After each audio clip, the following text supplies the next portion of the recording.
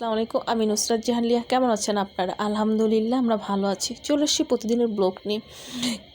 আজকে চলে আসছি সিজনে এমন কিছু জিনিস আছে, এগুলো সিজন ছাড়া পাওয়া যায় না। তো এরকম একটা রেসিপি নিয়ে আসি, সিজন ছাড়া পাওয়া যায় না। তো সিজনেরই একটা সবজি রেসিপি, আসুন দেখাই, শেয়ার করছি আপনাদের সাথে। মধ্যে কড়াই বসিয়ে দিয়েছি, কড়াইতে দিয়ে দিচ্ছি তেল আর পেঁয়াজ।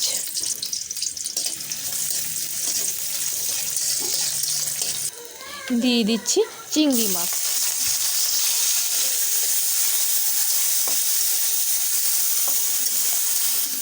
দিয়ে দিচ্ছি কাঁচামরিচ, লবণ, হলুদের গুঁড়ি,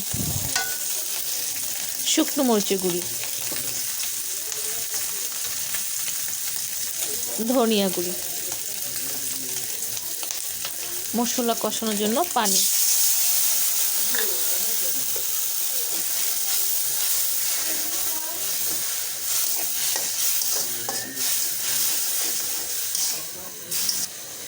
দিয়ে দিচ্ছি আলু,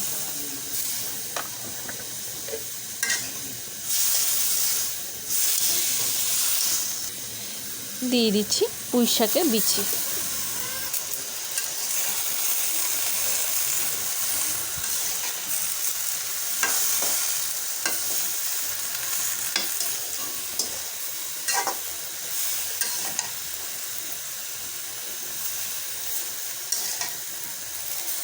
পুঁই শাকের পাতা সহ বিচিটা দেওয়া হয়ে গেছে।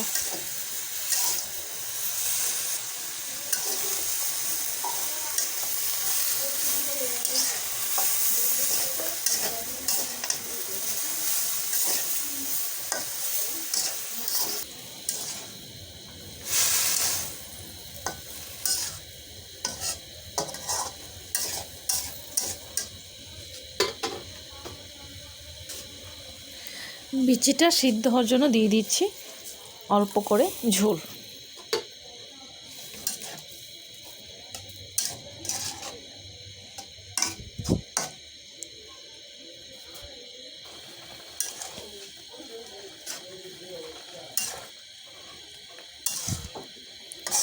যেহেতু এটা বাত্তি, মানে অনেকটা বড় হয়ে গেছে, তো ওগুলোকে আমরা বাত্তি বলি।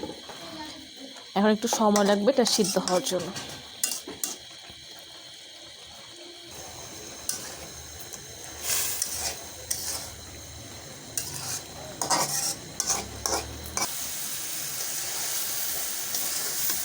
একেবারে হয়ে গেছে চিংড়ি মাছ, আলু আর পুঁই শাকের বিচি, অনেকে এটাকে বলে পুঁই বিচি, একেবারেই রেডি। এখন আমি এটা নামিয়ে ফেলবো।